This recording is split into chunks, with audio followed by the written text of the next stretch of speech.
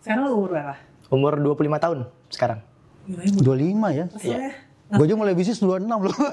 Jadi sebenarnya turn point lu dari yang punya tabungan se-M di 2020 sampai berkali-kali lipat itu juga di 2020 juga? 2021, 2022 berkali-kali lipatnya. 2022 kayaknya masih kejayaan ya? Sekarang kejayaannya.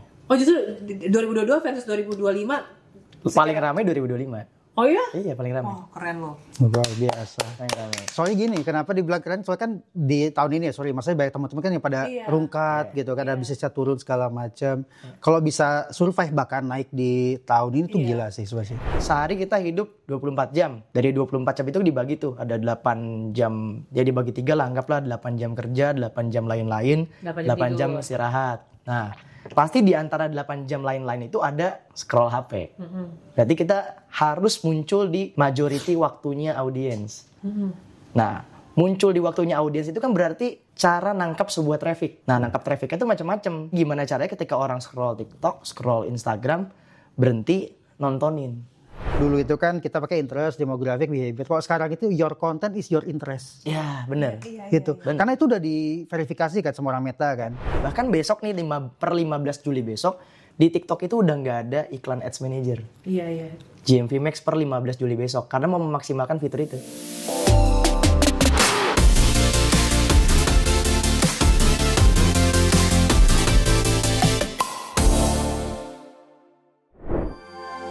Video ini dipersembahkan oleh Lume Colors.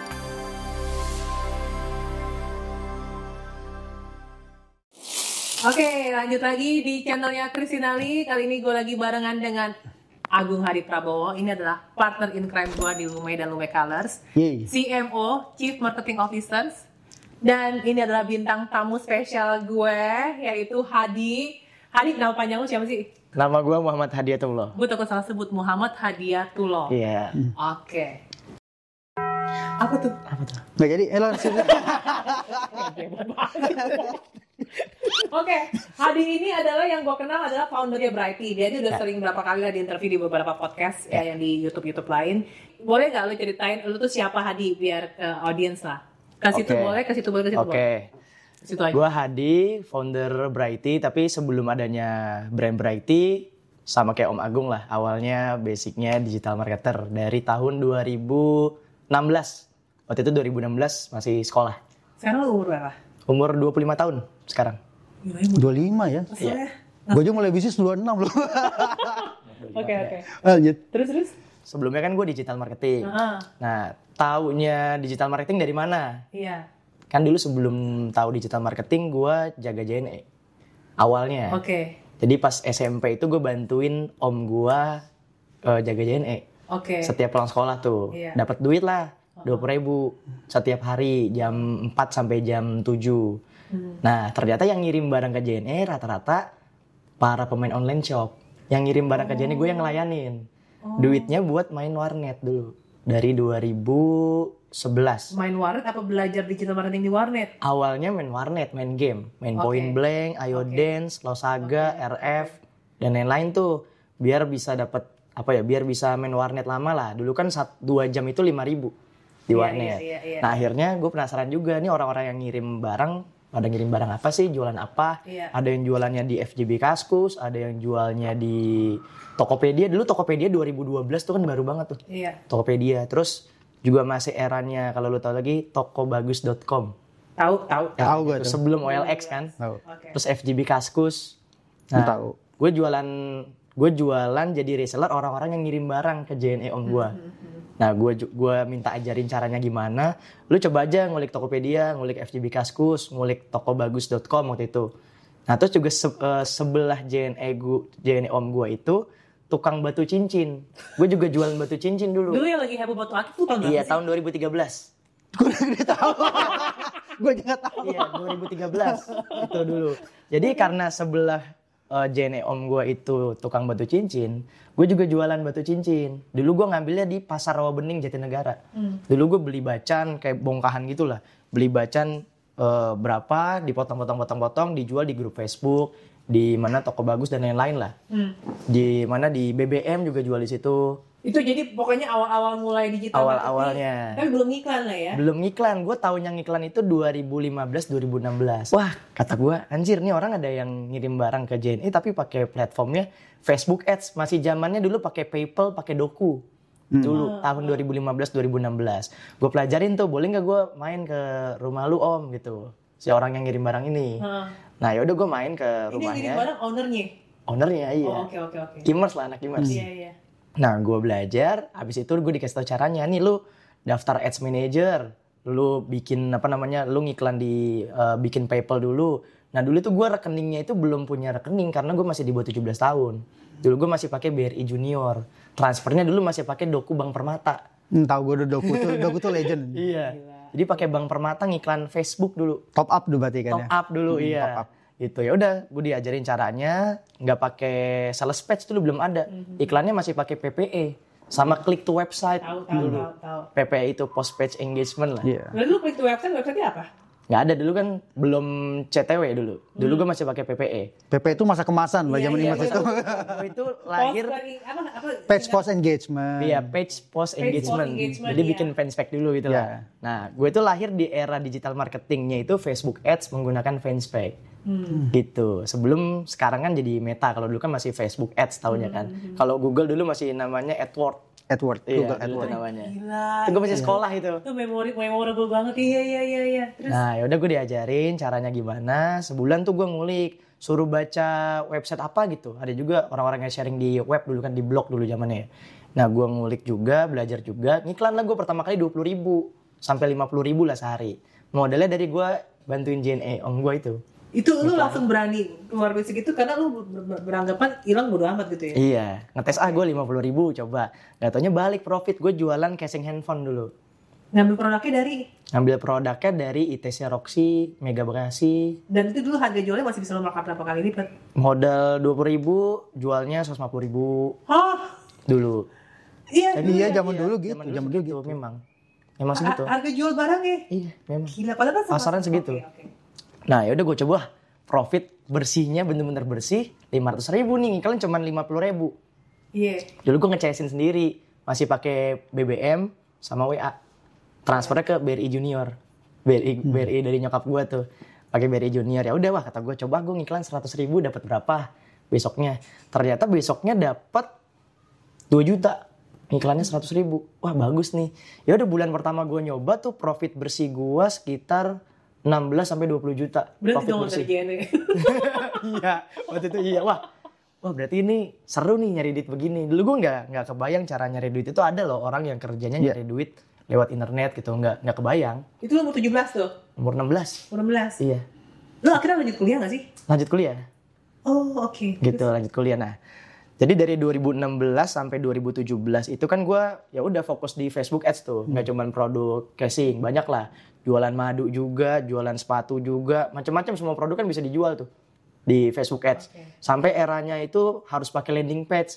Baru muncul eranya pixel. Conversion ya. Ada tuh pixel. Gue tuh nggak ngerti ini pixel nih apa sih pixel itu.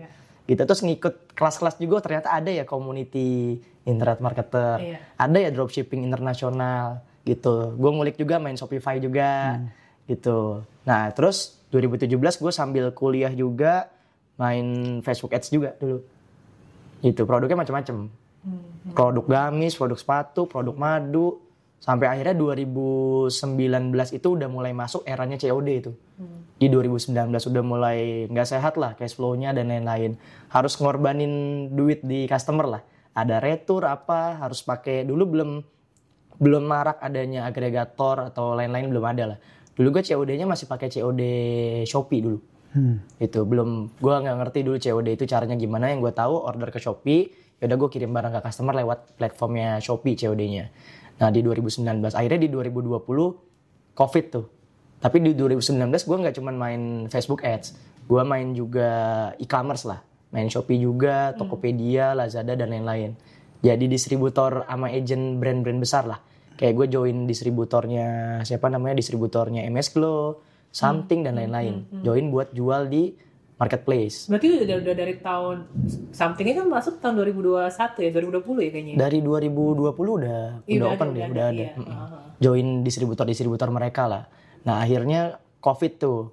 Nah pas COVID yang COD agak berat. Beratnya karena PPKM sebenarnya. Jadi barang dititipin di pos satpam, orangnya kan juga takut mau bayar. Ya udah stop lah bisnis yang COD gue itu. Stop dulu. Nah gue udah riset nih kayaknya eranya udah agak sulit nih kalau main berbisnis dengan cara model bisnis kayak gitu. Ya udah karena gue udah ngumpulin uang, maka gue ambil keputusan kayaknya gue harus shifting model bisnis. Nah shifting model bisnis terbaik ya salah satunya bikin brand waktu itu. Karena gue udah ada background dari jadi reseller dan agent brand-brand lain lah. Oke, waktu itu tabungan lo ada berapa duit? Pas membuka tabungan gue yang 2020 berarti 2020 se-M ada. Emang yang dikorbanin buat bikin brand lah ya. Itu se-M tuh, tabungan lo liquid. Iya se-M. Keren. Ngumpulin tuh. Kita dulu masih ngapain ya? Tapi waktu itu tabung gue udah banyak sih. Dia umur 20 tabungan BCM anjir. Gue bercanda. 5 tahun yang lalu kan? Gue bercanda pemirsa, bercanda. Gue umur 20 tahun masih kerja gue, kerja kantoran. Gila. Dan di tahun yang sama kan 2020 gue pertama kali masih yang brand itu yang dulu pertama kali. Pertama kali ya. Pertama kali juga bikin brand itu. Awalnya kan dropship gue tuh. Iya, 2020 juga. 2019 akhir gue. 2019 akhir ya? Sebelumnya memang ada brand fashion, cuman nggak terlalu serius sih sebenarnya si brandnya sih.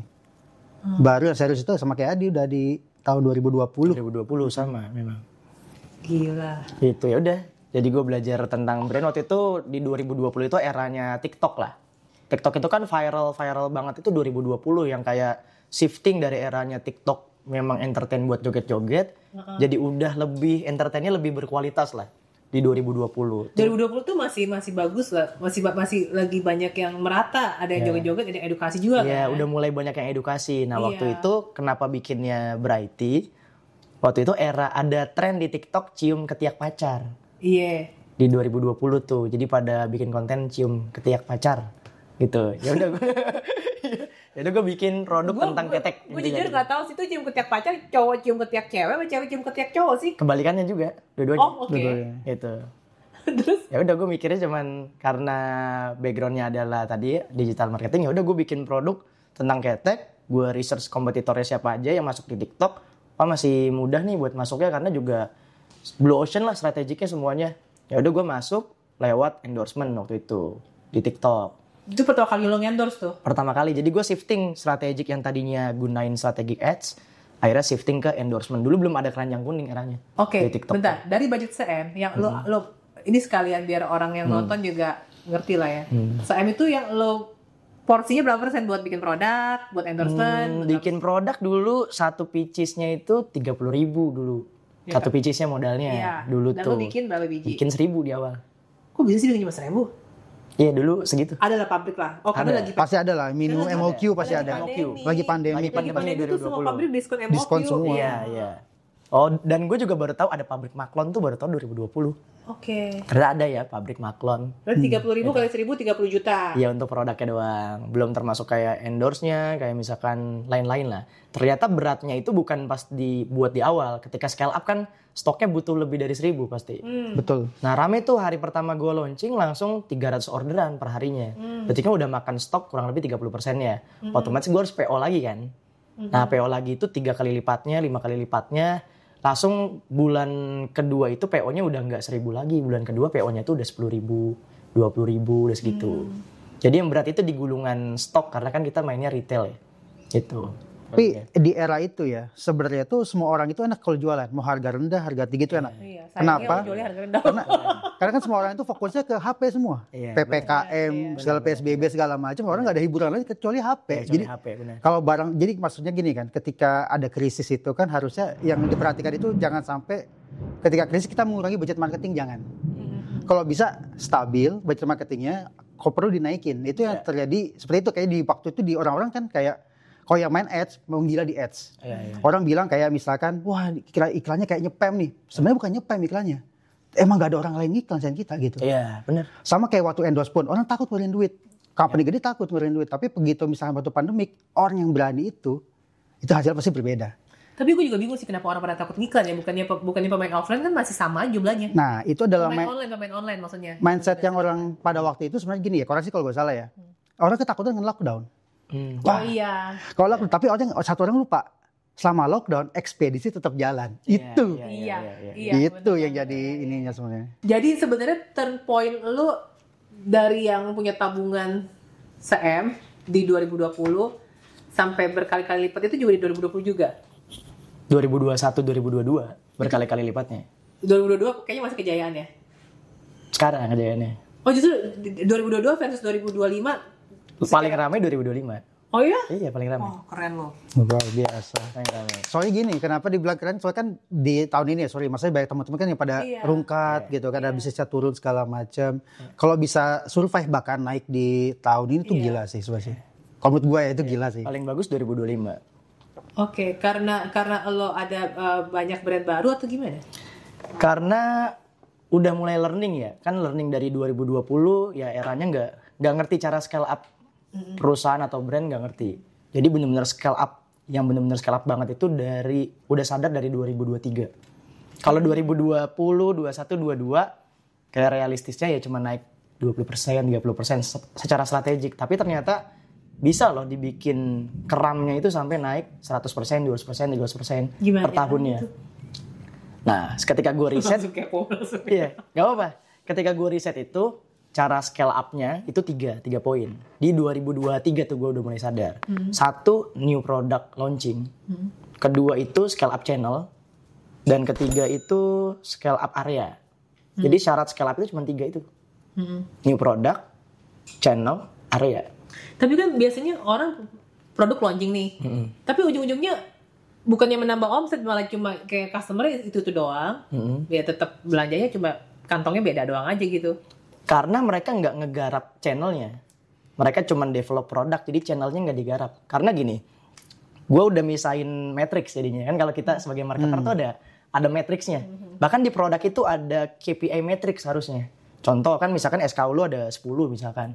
Lu tuh harus matengin matrix tiap produk. Kan kita punya punya target penjualan per SKU pasti kan. Rasionya berapa persen.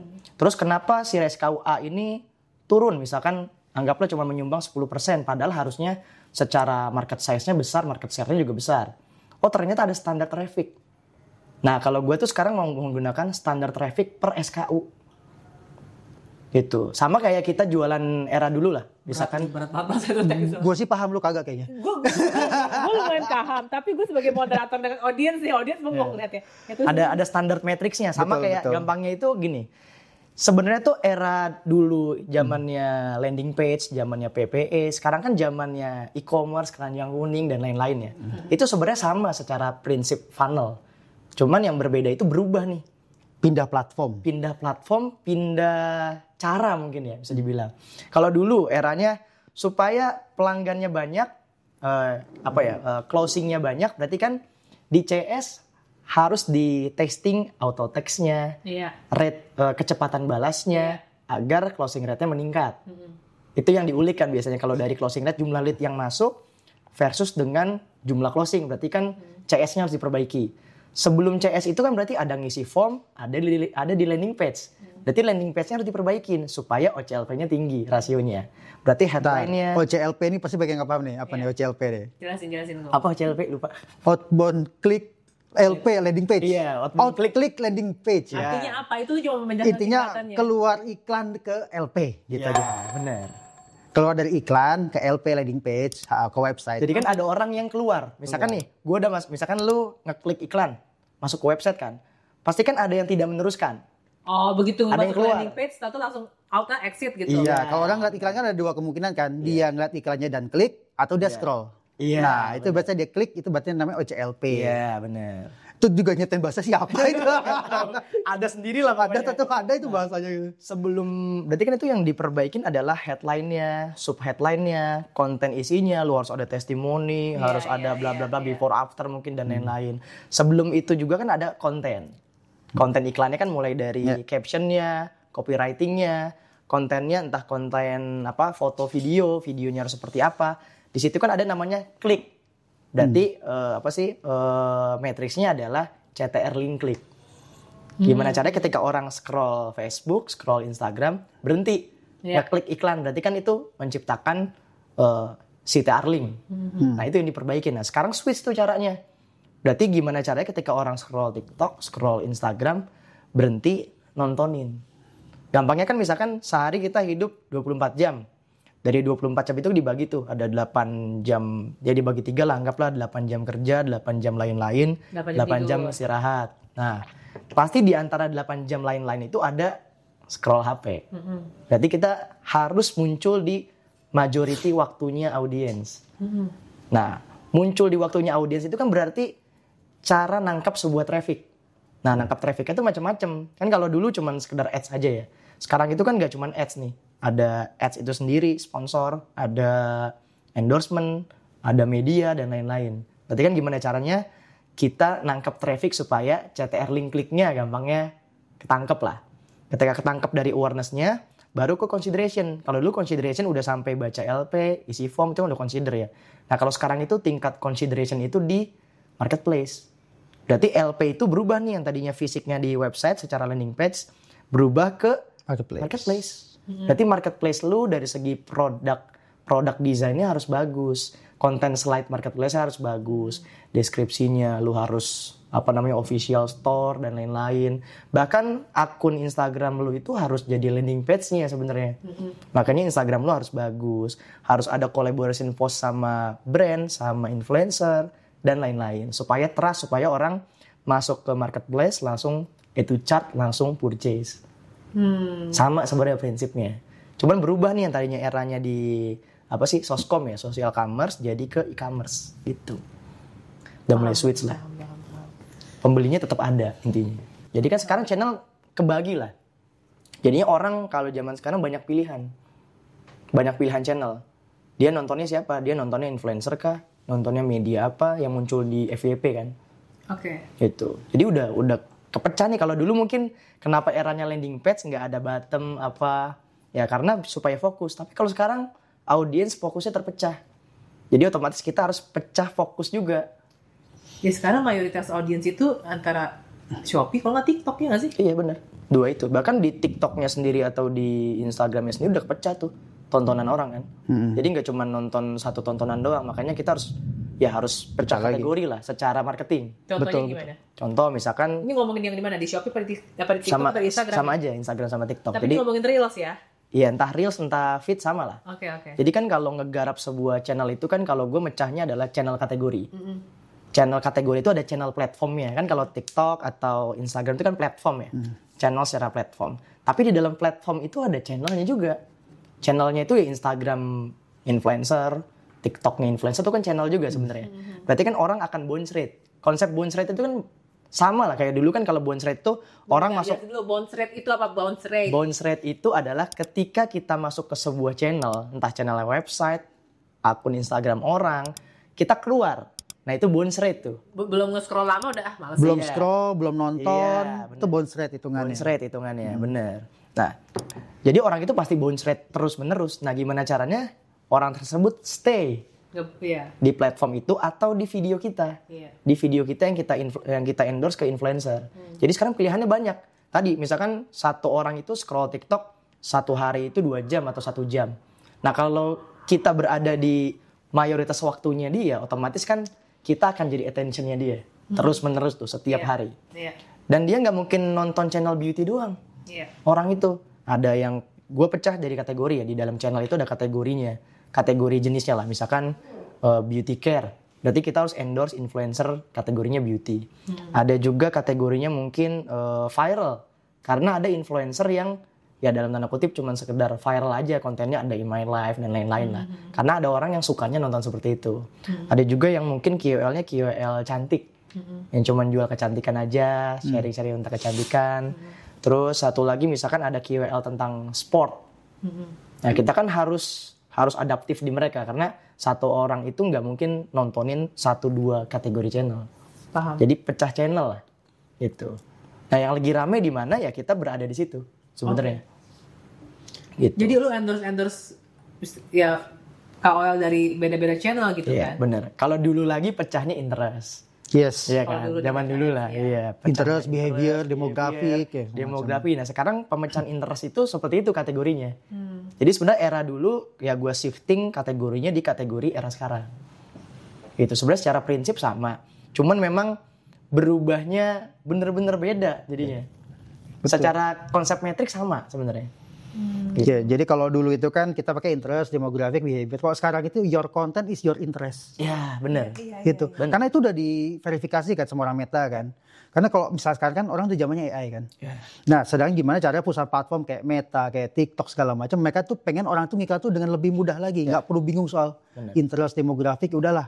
Konten lu adalah interest lu. Jadi kalau misalkan lu bikin konten yang ngaco ya udah. It will bakal ngancurin semua ininya sebenarnya. Semua targetingnya gitu. Ya, bahkan kan konsep for your page ya, FYP di TikTok itu kan konten yang lu suka lu bakal dihajar terus dengan konten yang sama. Baik misalkan nih, konten A nih padahal influencernya adalah influencer jenis sport. Padahal endorse-nya Brighty misalkan.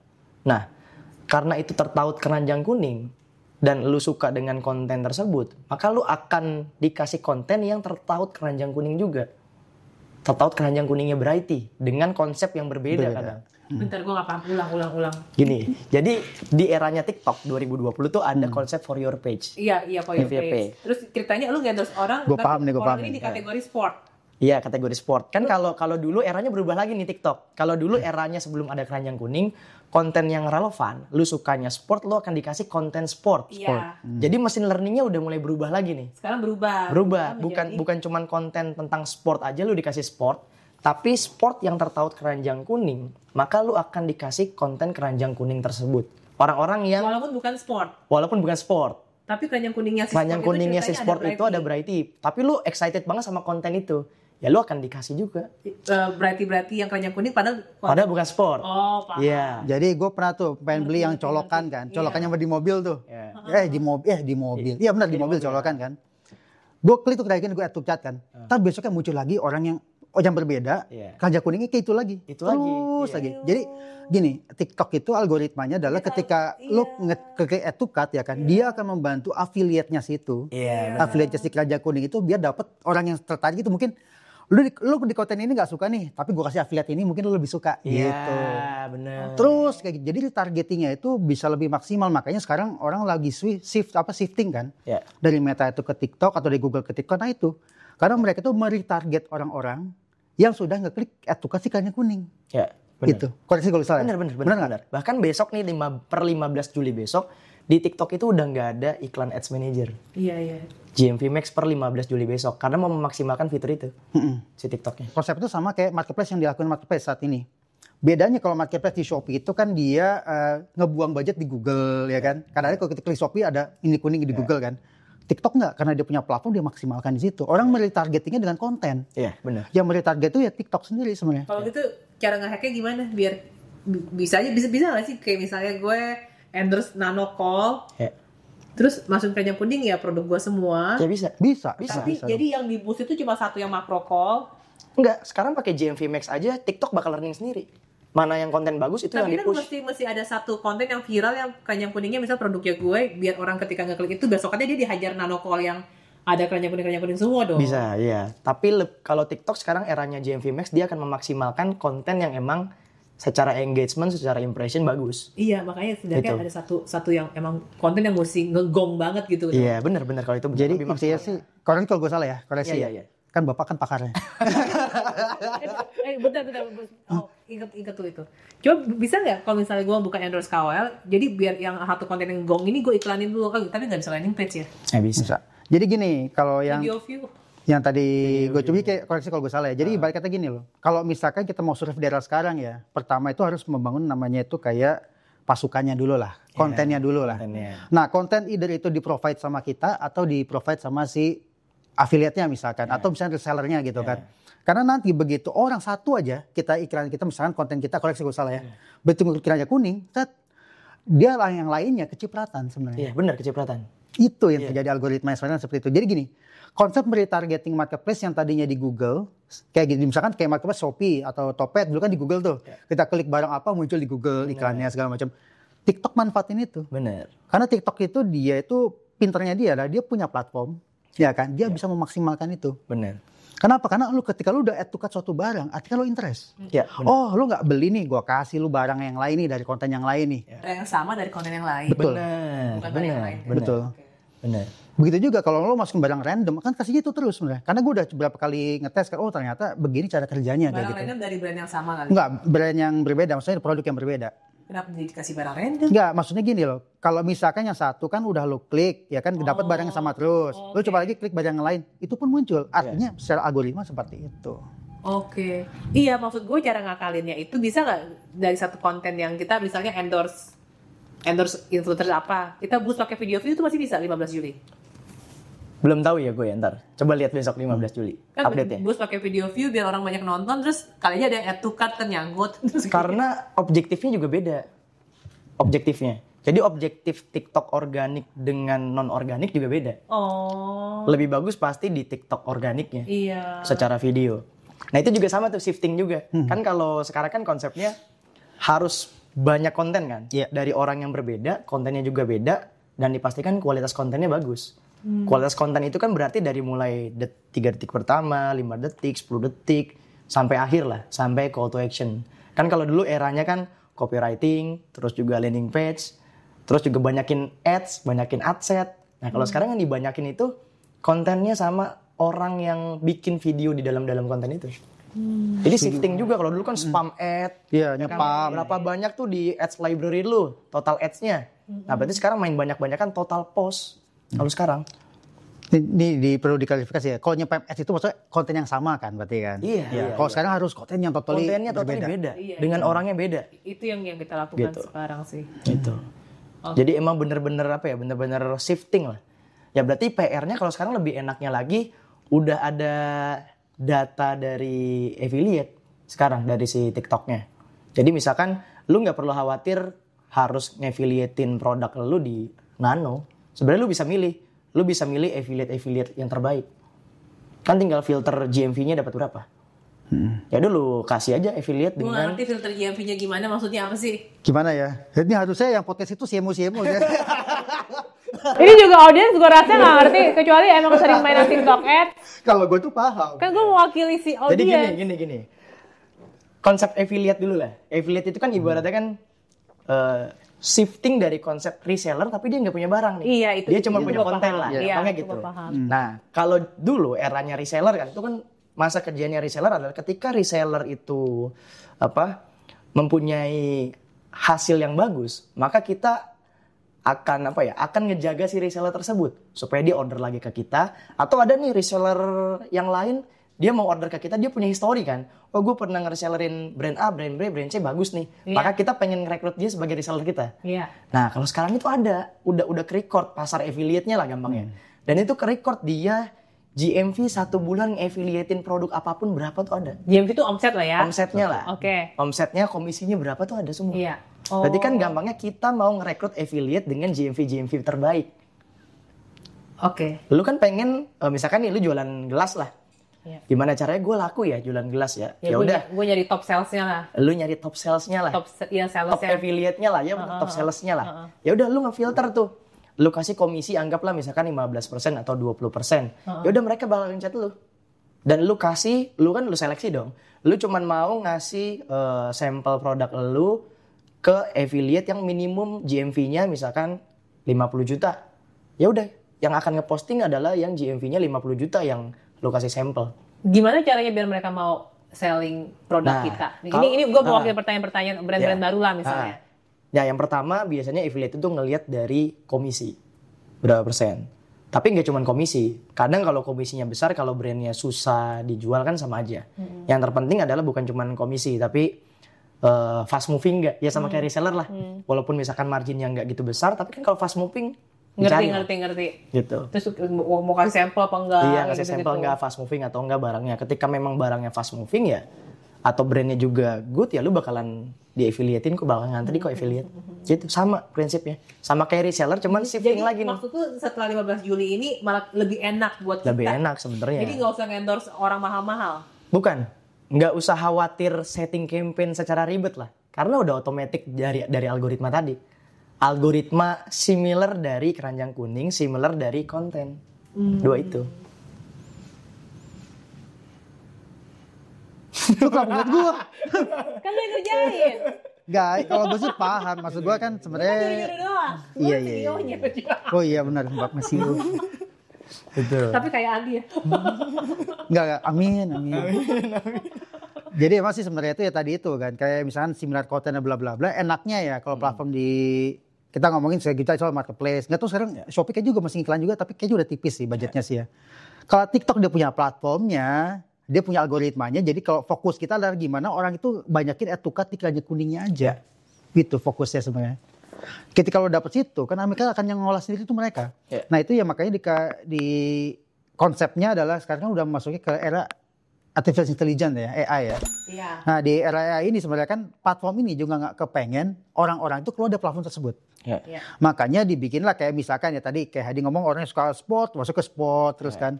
Udah gitu orang kayak misalnya gue sukanya drama-drama Cina nih ya. Emang sih itu Muncul drama iklannya drama Cina mulu. Drama Cina, iya. Gua klik-klik terus beda drama apa hari ini yang terbaru gitu kan. Ya benar kan. Iya. Nah, situ memang udah ada ini sudah ada dimudahkan di situ, tapi sebenarnya kan juga kembali lagi ya. Untuk saat ini mungkin good ya kan. Makanya dimaksimalkan sebisa mungkin, tapi untuk kedepannya who knows. Makanya Udah sebagai tanya lagi Hadi. oh iya benar. Karena memang Biar yang mulai aja. sepanjang ini kan ya koreksi kalau dulu kan udah zamannya Facebook ad, kita shifting ke sini. Dari saya nggak usah Facebook ad lah. Zamannya dropship kita shifting ke brand akhirnya kan. Di brand challenge, wah enak nih brand, tapi ternyata develop another brand kok nggak seperti enak yang pertama gitu kan. Karena udah shifting udah berbeda. Ketika kita awal mendevelop, sekarang hampir semua kayak orang tuh ngomong bangun brand gitu kan. Mati. Tapi kembali lagi Kira kan. gampang kali sekarang. Dan pertanyaan selalu berulang kan, dropship masih bagus gak? Masih bagus dropship. Yang dilakukan sama orang-orang di TikTok tuh dropship sebenarnya langsung. Ya. Benar. Sebenarnya bisnisnya nggak pernah mati, cuman bedanya adalah gimana ketika misalnya kita main dropship, ya kan kita harus secepat mungkin scalingnya. Itu yang sebenarnya nggak semua orang tuh punya kemampuan seperti itu. Sebenarnya kayak gitu. Ya kalau misalnya tanya, bagus sama dropship atau brand, sama-sama bagus. Mendingan jadi affiliate aja daripada punya brand zaman sekarang. Nama kompetitor aja deh. Tapi memang bikin brand zaman sekarang, maksud gue ya tadi yang sebelum yang kita bahas pas off kamera kan.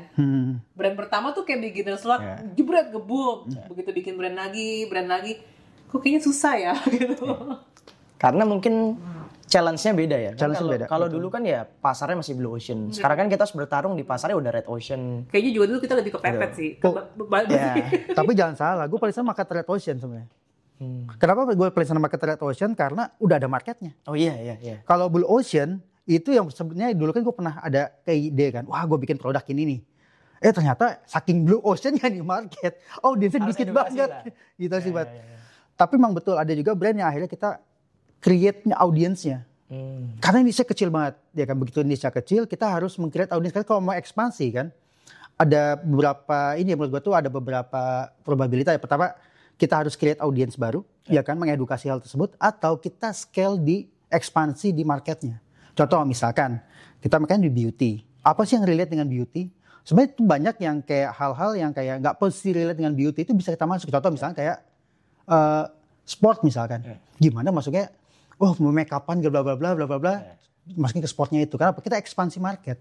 Karena ekspansi market sport otomotif lah ya akan beda dengan si beauty karena udah ada audiensnya udah berbeda gitu. Jadi gue ini.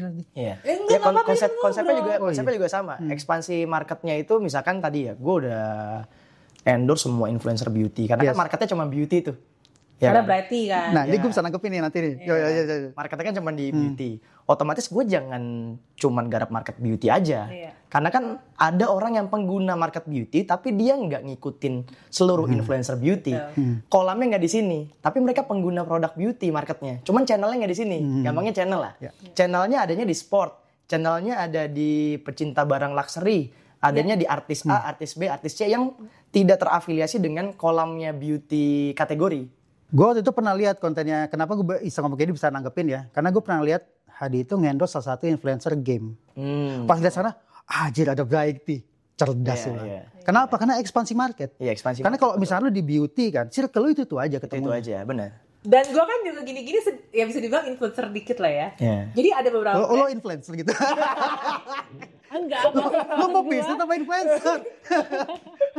Tapi udah sekarang lebih banyaknya bisnis. Maksud gue, ini pengakuan dari orang yang endorse gue. Oke. Jadi, gila gue endorse lo, produk gue tuh lebih banyak yang ditanyain ketimbang gue endorse orang yang memang di bidangnya, yang barang yang dia jual. Jadi kayak misalnya, gue lupa lagi dia dulu endorse gue apa ya. Pokoknya gitulah. Ya.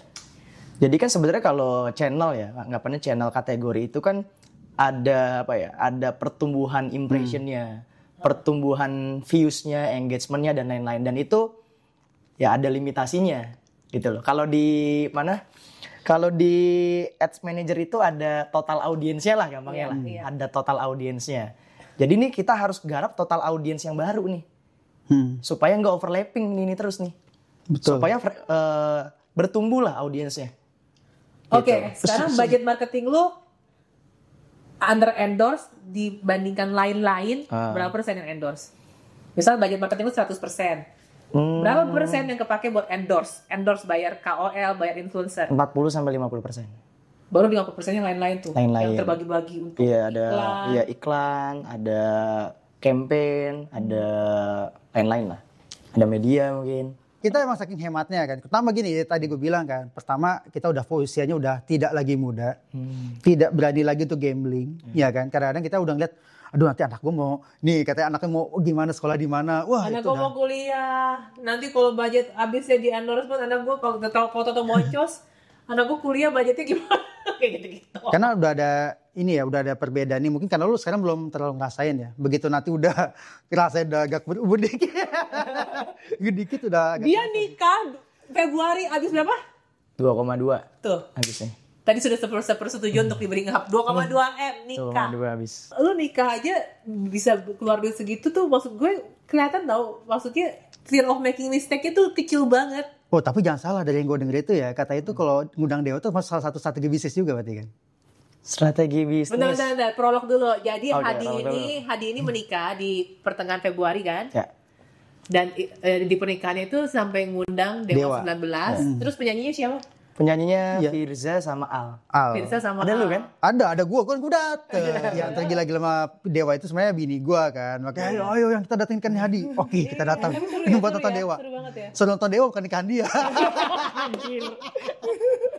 Iya, itu Oh aja. bercanda bro, bercanda. Pokoknya ngundang si Dewanya sendiri, Firza sama Selanya udah habis total berapa? 800-an? Ya. Gitu aja udah 800 jutaan kan. Terus sisanya gila. Sisanya kan belum soundnya kan beda lagi mereka kan. Beda. Soundnya beda. Soundnya tapi mesti dari vendornya mereka. Enggak, mereka rekomendasiin aja ya. Karena kan ya kalau misalkan bandnya Dewa kan nggak mungkin soundnya sound biasa kan. Ada ego musisi lah. Iya. Jadi Ego musisi itu ada. ya tapi hasilnya jadi bagus. Jadi Dewa 19 itu memang kalau dilihat performance-nya kan bagus terus tuh. Ya salah satu yang menunjang performance adalah toolsnya lah. Gitu. Terus Soundnya dan lain-lain. Tujuannya lu bikin lomba konten. Kan gue baca di Instagram dia itu lomba bikin video klip pernikahan dia, terus dapat yang juara 1 dapat 1,5 juta. Iya, gitu-gitulah. Ya, juara 2 dapat 1 juta kalau nggak salah. Iya. Iya nggak sih? Iya, Apa iya, 2 juta ya, gue lupa. Ya 2 juta. Iya ya 2 juta, 1,5 juta, 1 juta. Itu buat apaan? Biar viral weddingnya. Supaya FYP. Supaya FYP Supaya sebagai FYP. counter branding. Jadi itu personal branding. Ya bisa dibilang gitu. Oh. Tapi gini, masuk ke next topic ya. Menurut lu personal branding era sekarang penting nggak? Penting lah dia mulai YouTube lagi. Kan dia jawab, buset. Karena kan gue lihat ya, lo udah ada podcast, ya kan udah gitu Sebenarnya udah. gini sih. Sebenarnya tergantung tujuan personal branding. Iya. Tujuannya nih, tergantung ya. Kan ada yang tujuan personal brandingnya itu apa? Nah yang pertama kalau tujuan gue itu bukan personal branding yang ya dalam tanda kutip ini nggak ada yang benar nggak ada yang salah ya. Nggak mau yang flexing dan lain-lain tuh nggak mau sebenarnya. Jadi tujuan personal branding gue itu lebih ke trust sebenarnya. Ya kan dulu ya jujur ya ketika gue jadi anak IM, anak internet marketer, per 2022-2021 ketika ada Brighty lah, 2 tahun adanya Brighty, gue tuh dulu introvert sebelumnya. Bener-bener nggak keluar rumah, sama lah kayak anak IM pada umumnya lah. Gue kagak. Ya gue dikit-dikit lah. Banyak yang kayak gitu lah. Banyak introvert. Ya kayak introvert lah, Gua jadi bener-bener introvert, iya. sukanya di rumah aja, sukanya ya cuman di depan komputer aja. Emang sukanya kayak gitu, sukanya main game, sukanya ngulik dan lain-lain. Ya salah satu nilai plus personal branding kan bagaimana cara kita dikenal. Dikenal itu kan bisa positif, bisa negatif. Kalau dikenalnya positif kan ya berarti nantinya kelak mungkin kalau misalkan gue kenalan sama si A, sama lu atau sama siapa, ya udah terjalin secara profilnya Hadi itu seperti apa. Gitu. Oh ternyata cara bangun perusahaannya bagus, cara marketingnya bagus, portofolionya bagus. Lebih ke situ sih. Kan ya kita berbisnis kan juga nggak cuman kita aja kadang sendiri ya. Nanti kedepannya ketemu partner. Ngerti. Atau mungkin ketika kita bangun legacy jadi lebih bagus. Oke. Ke situ sih. Bangun podcast juga sama. Kalau gue waktu itu tujuan bangun podcast adalah ya networking aja. Oke, kalau gitu sekarang pertanyaan kedua. Tadi berarti personal branding ya tetap penting lah ya. Iya penting. Dari semua channel lu, channel distribusi ya. Channel distribusi itu maksudnya tempat-tempat dia jualan. Lu kan ada offline. Ada offline, ada online. Coba deh itu tuh deh persentasenya berapa persen? Kalau sekarang majority masih online. Online itu Ya, berapa persen? 80? 70 sampai 80%. 70-80, anggaplah 70%, 80% deh, 80% Ya. itu terbagi dengan TikTok berapa persen? Ya itu TikTok, Shopee dan Iya, lain-lain. TikToknya berapa persen dari 80? Bisa setengah-setengah. Oke, TikTok dan Shopee. Ya. Selebihnya kecil-kecil ya. Ya itu Iya, MT, GT, reseller dan lain-lain. TikTok sama Tokopedia bukan udah jadi satu ya? Udah jadi satu. Oke. Menurut lu Shopee sama TikTok sekarang orang udah shiftingnya beda gak sih? Sama sih menurut gue. Kadang orang itu kan beda-beda nih. Ada yang picky, ada yang mudah difomoin. Bahkan kalau ada yang bilang enakan mana sih jualan di online sama di offline? Cuma makin kesini makin banyak orang yang shifting dari Shopee ke TikTok loh. Tapi tergantung akuisisinya sih. Iya, antara shifting atau nambah channel mungkin. Kayak gini, kalau gue ya, gue tuh nggak pernah belajar di Shopee gue. Tapi gue belajar di Topet. Dari dulu gue Topet. Jadi gue udah diakuisisi sama Topet sebenarnya. Wih, gue dulu anak Topet. Tapi Gua- begitu sama. gue liat harga Shopee lebih murah, gue Nah. ke Shopee. Beda kan, gue nggak lihat harga soalnya. Gue beli sama dia. Nggak, bukan gitu. Maksudnya gini, ketika misalnya lihat Shopee ribet, udah terbiasa dengan tampilnya Topet. Sesimpel itu sebenarnya. Jadi shiftingnya itu kadang-kadang ada orang yang memang udah di situ, bisa nggak kemana-mana. Contoh nih, gue ya. Gue tuh lebih senang lihat YouTube Short ketimbang lihat TikTok sebenarnya. Oh iya, gue juga. Karena short itu udah beda. Kenapa short lebih suka? Karena kita sukanya random. Beda sama TikTok. TikTok tuh Gen Z banget kan. Milenial banget. Bukan milenial, Gen Z Gen Z banget kan. banget lah. Gen Z banget. TikTok, YouTube short itu udah cocok umur-umur kita sebenarnya. Oke, yuk biar nggak ngebul kita beralih ke tim lu dulu deh. Ya, apa? Kan gue pernah nonton di podcast lu, mayoritas kalau nggak salah 90% tim lu tuh Gen Z ya. Iya, mayoritas 95%. Nah ini menarik. Ya. Apa karena leadernya Gen Z juga kali ya? Hmm. Nah kan soalnya kan udah banyak tuh kalau di Facebook sih yang pada komplain kan, anak Gen Z sekarang ribet lah susah ngaturnya. Lu sendiri deh gimana? Seorang Gen Z yang mengelola Gen Z. Iya, usia 25 loh. Lu kadang udah berapa orang? Total kalau sama warehouse keseluruhan 170-180. Buset, oke. Total. 180 gajinya berapa? Hitung dulu deh pengeluarannya OPEX saya. Iya. Apa Bentar, tadi? Iya ide yang Cara ngatur Gen Z. Orang Gen Z gini, ngatur Gen Z. stigma tentang Gen Z. Kenapa lu hire Gen Z? Kenapa hire-nya Gen Z? Karena Ada yang cara ngelamar Gen Z.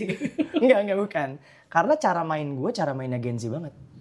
Karena produknya emang produk Iya, Gen Z. produk Gen Z. Produk Gen Z.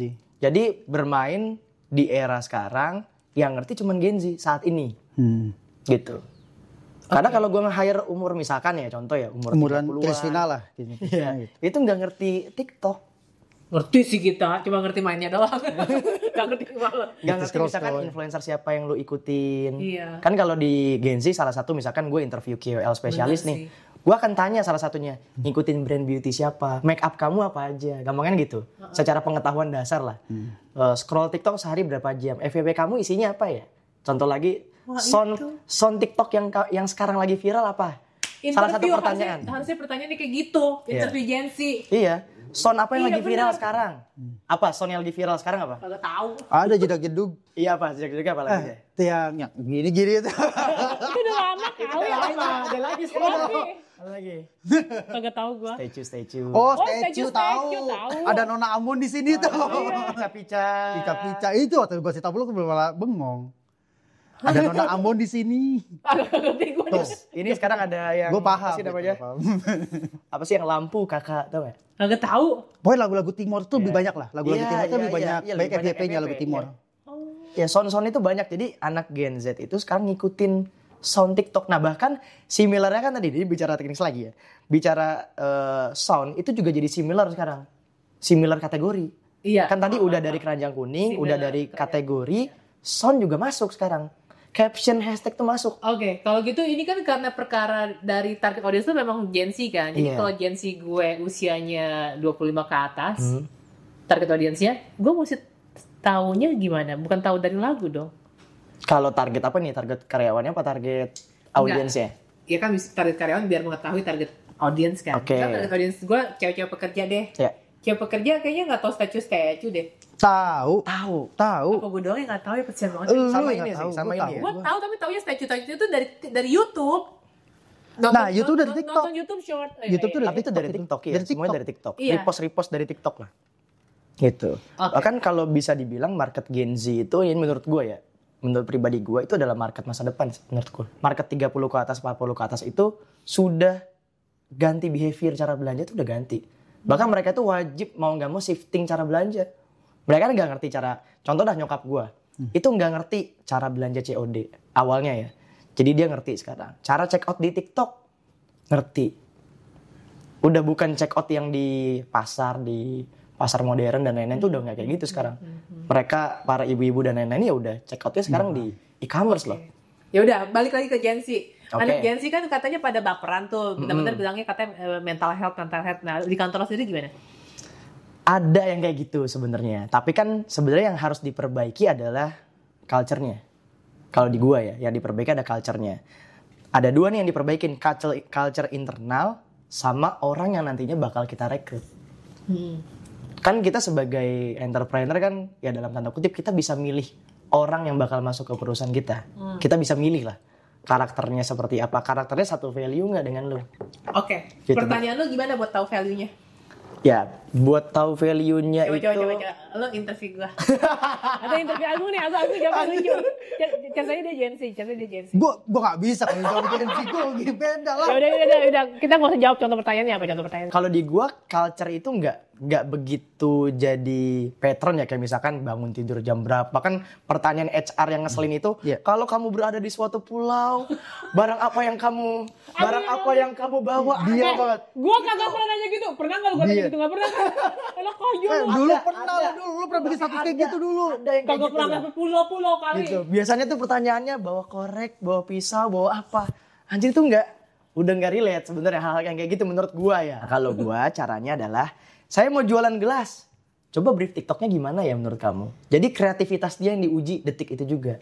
Oke. Kamu akan, nih saya punya produk beauty, misalkan produk pencerah ketiak. Gimana ya cara kamu endorse? Kamu bakal endorse siapa? Kenapa kamu endorse si A, si B, si C? Oh, kamu bakal ngendorse siapa itu Iya. pertanyaannya tuh. Ya emang ada juga yang drama. Memang bedanya gini ya, bedanya Gen Z sama... Tunggu. Tadi keren banget pertanyaannya, interviewnya apa lagi? Selain langsung study case, karena kan kita user. Iya, contoh study case-nya apa aja?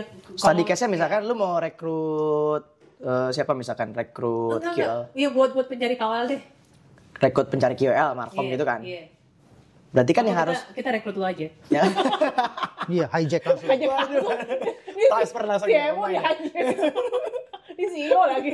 Oh iya gitu. Nah, berarti kan kerjaan objektifnya apa dulu nih? Objektif lu kan berarti gampangnya adalah gimana caranya ketika lu rekrut orang ini kerjaannya beres. Kan objektifnya ya satu itu sebenarnya kan. Dia bisa menghasilkan FYP yang bagus, bisa ngegarap market channel yang bagus, bisa menghasilkan FYP. Ketika ini semua terjalin dengan bagus, dia bisa menghasilkan GMV. ROI-nya bagus lah dari cost yang dia Nah, cara tahunya spending. dia bisa menghasilkan FYP yang bagus, pertanyaan lu gimana? Basic knowledge-nya di awal. Tergantung nih makanya kalau lu rekrutnya level apa dulu. Kalau di gua ada klasifikasi. Jadi klasifikasi itu tergantung job desk dan tanggung jawab. Dari dua itu dulu. Kalau lu levelnya staff atau senior staff secara grading, lu nggak bisa lu nggak bisa berekspektasi dia akan menghasilkan GMV berapa M atau berapa ratus juta, tuh nggak bisa ekspektasi kayak gitu. Ekspektasi lu adalah ekspektasi dasar dulu. Dia bisa menghasilkan FYP enggak? Portofolio dia apa sih yang dia endorse? Objektif jadi udah pengalaman. Ya. Iya, kalau senior staff nggak masalah, tapi objektifnya adalah objektif dasar. Apa objektif dasar? Gimana cara lu nyari endorsement sih? Dia tahu basic knowledge-nya. Tahu nggak tadi sound yang lagi viral saat ini? Iya. Lu ngikutin brand beauty apa? Menurut lu brand A itu kayak gimana sih marketingnya? Brand B itu gimana? Lu kalau ke modern trade, kalau ke mall, lu ngikutin produk-produk mereka nggak? Itu basic knowledge untuk QL spesialis sebenarnya. Oke. Lu tahu nggak sih FYP itu apa? Kenapa sih bisa ada FYP di handphone lu? Gitu. Kenapa sih sound bisa viral? Tuh dia tahu pasti. Sound apa yang lagi viral, sebelumnya sound apa. Berarti kan dia ngikutin pertumbuhan TikTok saat ini. Tapi berarti lu nanyanya mesti on the spot ya? Ya on the spot langsung. Jadi panggil atau Zoom? Biasanya kalau sekarang tuh interview user itu on-site langsung. On-site langsung. Oke. Jadi kan interview kalau di gue kebagi 2 filter. Jadi rekrutmen gue itu pertama dari CV dulu. Makanya harus jelas requirement-nya. Requirement-nya untuk leveling apa nih. Berarti kan requirement itu apa yang dibutuhkan. Di bawahnya requirement itu ada job deskripsinya. Apa tuh job deskripsinya? Jangan sampai lu ngerekrut senior staff tapi ekspektasi lu setara manager atau setara supervisor. Berarti kan itu ada penilaian lain tuh. Ada penilaian leadership-nya dan lain-lain yang bisa dinilai secara numerik lah. Berarti kan kalau levelnya senior staff, dia paling nggak bisa ngerjain eksekusi dari apa yang SPV-nya atau apa yang dari manajernya mau. Itu berarti kan dia ngerti nih objektifnya apa. Oh gue nyari endorse sehari ngelisting harus 100, harus 200, harus 300. Dia ngerti itu. Gitu. Nah, pertama itu sebelum ada interview user, interview gue atau interview dari SPV-nya, itu biasanya interview dari HR dulu. HR itu udah melakukan checkingnya banyak, mulai dari culture fit-nya. Ya lu HR lu suruh lu tanyain. Misalkan, ini contoh. Misalkan perusahaan di sini mengharuskan kerjanya itu jam 8 gak boleh telat misal. Berarti lu gak usah harus lu yang tanya. Filternya udah dari HR dulu. Ya lu tanyain orang cuman nanya objektifnya adalah cari orang yang mau kerja masuk jam 8. Berarti kan basic pertanyaannya adalah lu bangun jam berapa tiap hari. Kan gampangnya gitu kalau di HR ya. Gitu. Berarti kan kalau dia bisa bangun jam 7, jam 6, jam 5, otomatis dia seenggaknya masuk jam 8 tuh bisa. Oke. Gitu. Terus kalau misalkan anggaplah dia rumahnya jauh. Lu bersedia ngekos nggak? Deket sini supaya nggak telat, kan gampangnya gitulah. Nah itu udah difilter tuh basic interview dari HR yang lu mau dari culture fit-nya lu. Keren. Gitu. Berarti kalau gitu jangan hijack hadinya, hijack HR-nya. HR itu kan di awal entry level tapi pertanyaan-pertanyaan kayak FYP mah itu user kalau itu. Tapi yang gue denger ya sebenarnya kalau dari company gede ya, itu mereka mau fokusnya di HR sebenarnya. Iya, memang. Gue lihat gue aja ya kan gue nggak pernah tahu soal LinkedIn ya. Iseng-iseng bikin profile di LinkedIn tuh. LinkedIn. Ya, itu dia LinkedIn. Udah, kita ikutin ya LinkedIn. Ya, LinkedIn. Itu ada beberapa orang nawarin gue jadi posisi mereka. Kami lagi butuh CMO nih. Hah? Tawarin gue. Salah satu perusahaannya agak lumayan cukup besar ya. Udah keras nih minta saham lebih. Udah gitu. Enggak. Terus tapi gue bilang kayak gini kan. Aduh, maaf ya nanti saya akan pertimbangkan lagi lah. Bukan berarti gue terima kan tolak secara halus kan. Karena mereka gak tahu gue tuh sebenarnya adalah ownernya sebenarnya. Mereka pikir gue adalah CMO-nya gitu. Gue cuma iseng-iseng gitu dong, ternyata beberapa yang masuk gitu. Jadi memang ternyata dari HR company gede ini mah agresif banget ternyata. Lu juga mau hijack? Enggak. Itu mah udah HR yang ngurus biasanya kan.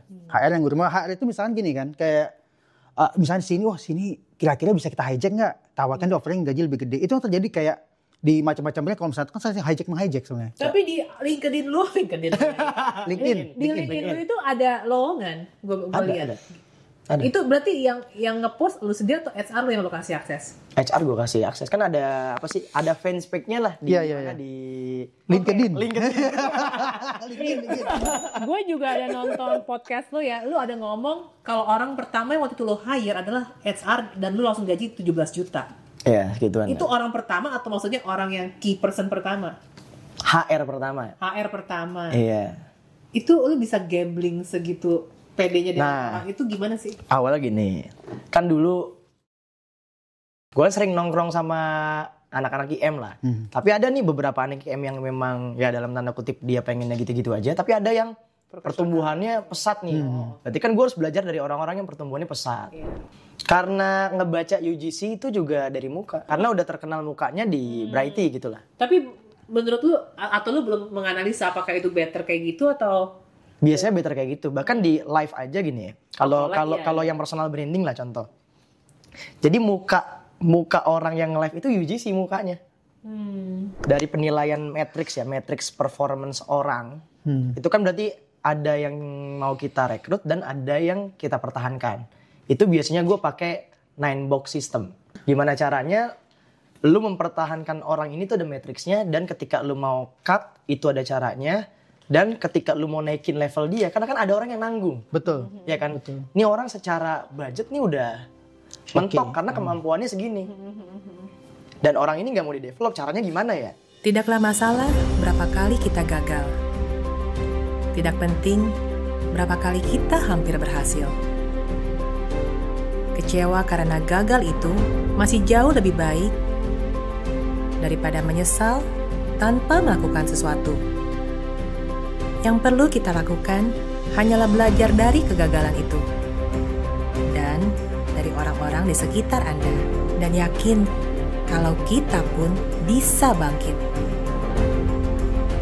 Janganlah takut dengan kegagalan, karena jalan menuju kesuksesan adalah dengan selalu mencoba setidaknya 1 kali lagi. Dan ketika kita mencapainya, semua yang tidak tahu kisahmu hanya bisa berkata betapa beruntungnya Anda.